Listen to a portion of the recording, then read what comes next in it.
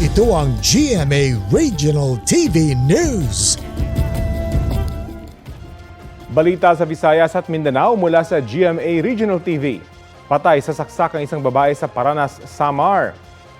Cecil, sino yung suspect sa krimen?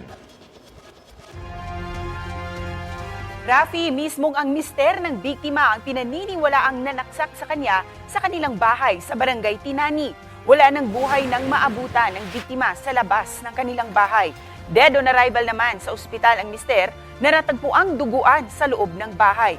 Ayon sa anak na nakakita sa sinapit ng mag-asawa, nakausapan niya ang ama bago masawi at inamin ang pananaksak.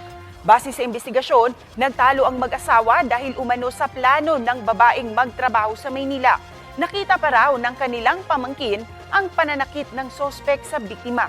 Dagdag pa ng kaanak, posibleng selos ang motibo sa krimen matapos manong makipag-inuman ang biktima kasama ang ibang lalaki noong piyesta ng barangay.